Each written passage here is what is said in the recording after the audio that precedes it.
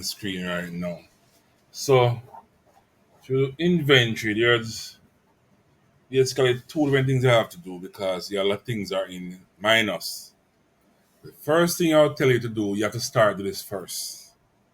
You have to start to do this first. So the first thing we want to do, we're going to do a physical account of a product, right? So you have to know how much you have overall. Whether you have it in a shop and you have something in storage, you have to do it overall. So we're going to use cement as an example. No, not cement. Let's use a different product. I'm going to go to management. I'm going to use product. I'm going to use a few products and do a test. I'll show you. All right, so we're going to use product number 4. This is what we're going to use to do our inventory, right? All right, this is what we're going to use right now. So we're going to go back to the main screen. So we're going to go to management. I'm going to create a document, right? Management. Once you start to maintain proper inventory, you only need to do one step. So we're going to go to documents and we are going to create an inventory count, a physical inventory count, because you have items that are in minus. To remove a minus, you have to do a physical count, right? So here we are now. I'm going to create go add documents, and add, and I'm going to do inventory. I'm going to open this. Now, this step, if you do this once with every single thing in the shop, you don't have to do this regular, just once in a while or something like that. But you have to get to the minus first. So today's date, you go choose. So we are going to use the items that are in here. Right. So these are the items we'll use. We can do a search item or we can go to the group and use them. So we're going to do an invent for these items. All right. So open this. Since I have minus right now, I want to remove the minus from this right now. Right. I need to make sure it balances out. So I'm going to go to the product and I'm going to physically count it.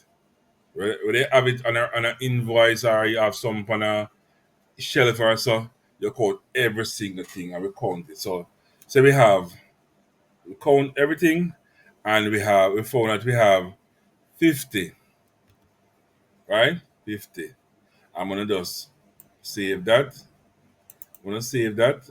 You're gonna go in my list. Right. The reason why I have this price here because based on the price in the products, these are the price it have.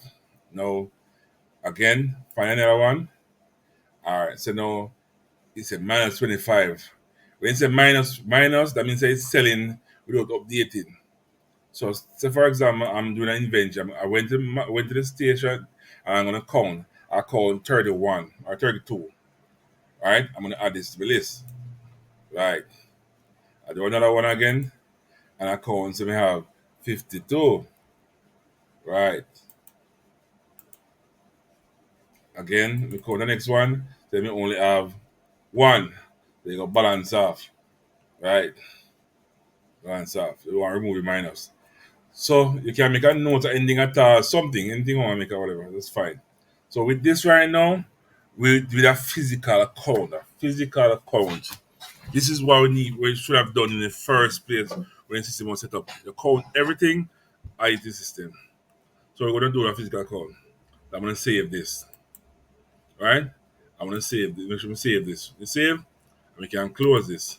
If I wanna go back to that document, I can do a few things. I can go here. I can say I want to do I want to look for inventory count, and I can search and I can find it back, right?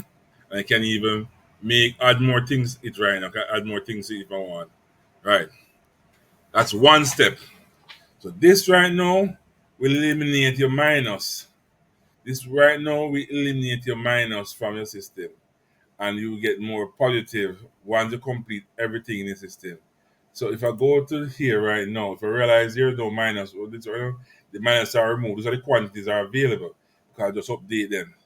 This is what you want to see. So when you sell, it goes down and you add more to it. So now, next thing we're going to do now, this is what you need to do on a regular basis now. Once you complete your full inventory, you can start off small, but once you do the inventory, the next thing you do now, say for example, the same day you did the inventory, some item came, right? Some item came. Now,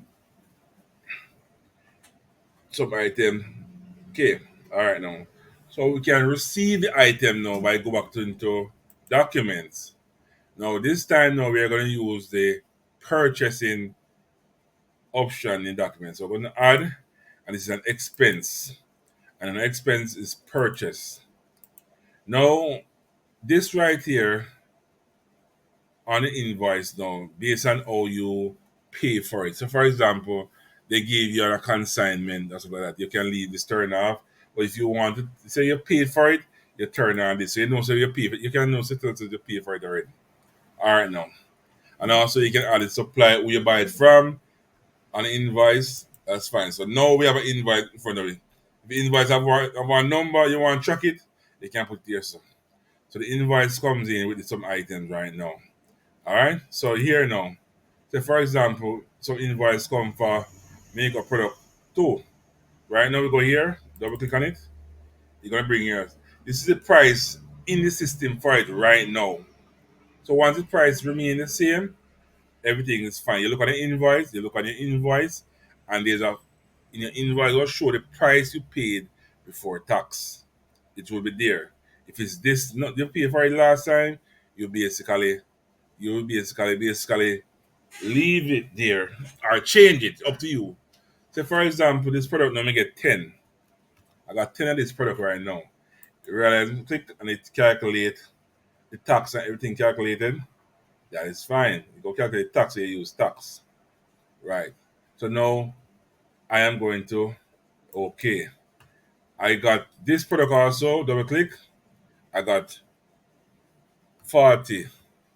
Click in here, it's price change. So now how much value. So you go basically if the expiry date you can put on it. Okay. Now go, this is what on the invoice. The invoice comes in and you're basically adding things to the system. You click on here, double click. You say this. I only got 20 of this. Click here. It calculates how much value or the value. This way is right here should correspond with what is on the receipt, the invoice you got. This is basically you're collecting the goods, and now you confirm the goods, and now you're going to the invoice now to update the system based on the invoice. Right. So we're gonna go there. Another one. Open it. We got six. We got 60. Right. Click in the black space. It go calculate how much value. This should correspond to the invoice. Right. So again, do another one. We only got 31 or whatever. Click in here, tell you the value of it. And remember, this should correspond. This number here, this tax before, it should look at the same thing on the invoice. If not, something is wrong. All right, so I'm finished all these items on invoice, and I want to basically close out this right now. I said you can use a number on the invoice to track this thing, track it here. All right. If me that change, I can always add more, edit or add more, or make a note. It, something one was damaged or something you can make a note of. It doesn't matter what. I'm gonna save this. All right. I'm gonna save this option right here. So once it's saved, you save now. I'm gonna close back this. If I go to stocks and I go back to here and I'm gonna refresh this page here, the numbers here should change. I'm gonna go back to the this here, and if you realize the numbers change, updated.